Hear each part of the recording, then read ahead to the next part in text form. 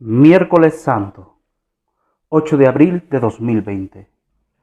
La liturgia de hoy nos invita a reflexionar en el Evangelio de San Mateo, capítulo 26, versículos del 14 al 25. En aquel tiempo, uno de los 12, llamado Judas Iscariote, fue a ver a los sumos sacerdotes y les dijo: ¿Cuánto me dan si les entrego a Jesús?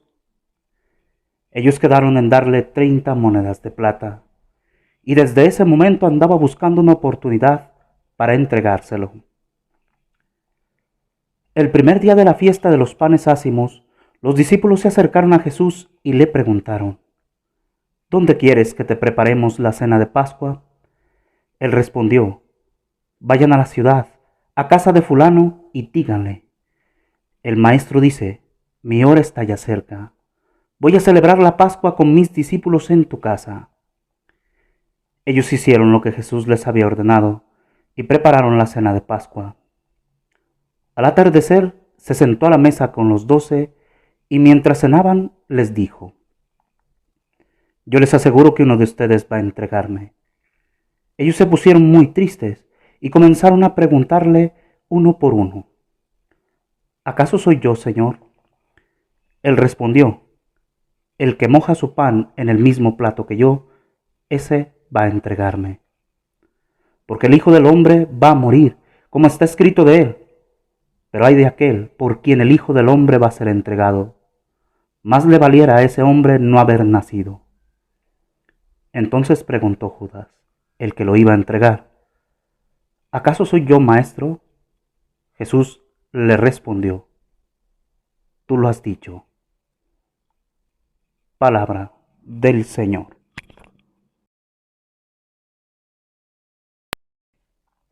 Lo primero que vamos a hacer es centrarnos en el personaje de Judas y de los sumos sacerdotes, los cuales no saben quién es Jesús. Bueno, y de los sumos sacerdotes se puede entender, pero de Judas no tanto. ¿Por qué? Porque Judas en realidad no lo valora, lo malbarata. Judas puede haber hecho un gran negocio con Jesús, pero no lo hizo porque no sabía la joya de gran valor que tenía en sus manos. Salió malo hasta para hacer negocios. De él podemos sacar las primeras preguntas para nuestra reflexión. ¿En cuánto venderías tú a Jesús? ¿Y por qué lo venderías a ese precio? No se trata de contestar solamente a la ligera. Piensa bien y responde, reflexiona. No puedes decir solamente no lo vendo. No, piensa en que lo vas a vender, porque ello te dirá cuánto valoras a Jesús y por qué lo valoras así. Judas no lo valoraba. Es decir, tú ponte a pensar que tú lo estás vendiendo. Y dices: ¿sabes qué? Vengo a venderte al hombre que tú estás buscando, al hombre que tú quieres. Y el otro te dice: no, pues te voy a dar 30 ciclos de plata, que es lo que se daba por un esclavo. Y tú dices: no, pero es que él no es esclavo. Es que él es esto, él es esto otro, él es esto otro, mira esto otro. No me puedes pagar ese precio. Bueno, ahora ponte a pensar, porque de que tú te pongas a pensar cuánto vale Jesús, es en realidad cuánto lo valoras, cuánto sabes de él, cuánto lo conoces y qué conoces que él hace y dice. Para poder tasarlo correctamente. Entonces es una pregunta interesante y un ejercicio interesante que yo te invito a realizar a ti para que te des cuenta de todo lo que sabes tú de Jesús y cuánto valoras eso que Jesús es para ti. Luego también de Judas podemos sacar otra reflexión y es la advertencia que le hace Jesús: ay de aquel que entrega al Hijo del Hombre, más le valiera ese hombre no haber nacido. Pese a esta advertencia, se aferra a venderlo. Aquel que vende a Dios, por lo tanto, no puede esperar nada bueno. Y nosotros lo podemos vender por muchísimas cosas. ¿Cuántas veces lo hemos vendido? ¿Y cómo lo hemos vendido en la vida? Sabiendo que no lo podemos hacer. Tú ponte a pensar: yo lo vendo por esto, o lo cambio por esto, o lo entrego por esto. Y eso es muy importante para todos y cada uno de nosotros. Bueno, pues hay que reconocer primero que Dios también es un don, el cual no podemos vender. Es un regalo que no nos pertenece. y pese a eso lo vendemos.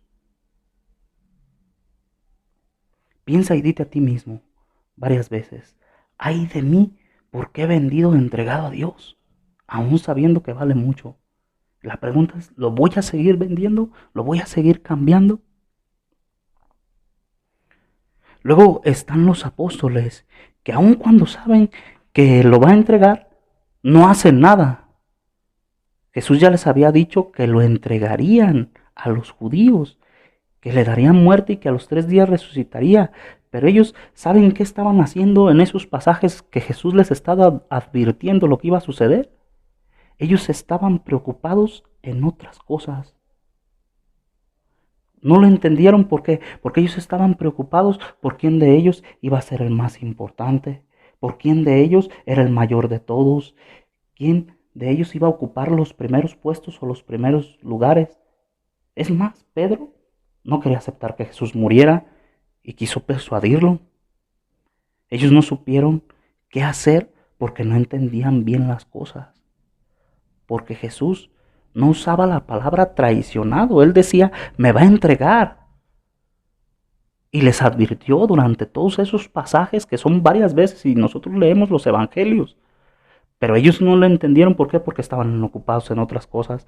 Estaban preocupados por sus intereses personales antes que por los intereses propios. Digo, antes que por los intereses de Jesús. Y es allí el gran error, que Dios nos advierte una y otra vez y nosotros no hacemos caso. Dios nos habla claramente y nosotros no lo entendemos. ¿Por qué? Porque estamos preocupados en otras cosas. Y nos da muchas advertencias, así como le advirtió a Judas, así como le advirtió a los apóstoles lo que iba a pasar. No aprendieron, no supieron comprenderlo. ¿Por qué? Porque ahí estaba el corazón anclado a otras circunstancias. Bueno, ¿cuál es la propuesta que nos da este evangelio para que no nos suceda eso? La propuesta que nos da está precisamente en la expresión de los apóstoles también. Vean ustedes cómo los 11 apóstoles le van preguntando uno a uno a Jesús y dicen una expresión: ¿acaso soy yo, Señor? Sin embargo, cuando llega el caso de Judas, él no dice la misma expresión, dice una parecida, le cambia solo una palabra. ¿Acaso soy yo, maestro? Y es aquí donde está la gran diferencia. Judas ve a Jesús como un maestro, pero no lo ve como su Señor. Aquel que mira a Dios como su Señor sabe y reconoce que es a quien sirve. No es un maestro, es su Señor. No es un maestro como decir, hablar de cualquier gente. Cuando decimos que Dios es nuestro Señor, estamos expresando en realidad que nosotros somos los que le pertenecemos a Él, no que Él nos pertenece a nosotros y que por lo tanto nosotros no lo podemos vender. Cuando nosotros le decimos Señor, es aquel a quien nosotros tenemos que estar pendientes de sus palabras para servirlo. Y que cuando Él nos haga entonces una advertencia, nosotros ser previsores y podamos hacer lo que Él nos dice para que nos salgan las cosas bien y que sean correctas. La situación aquí nos la pone este evangelio.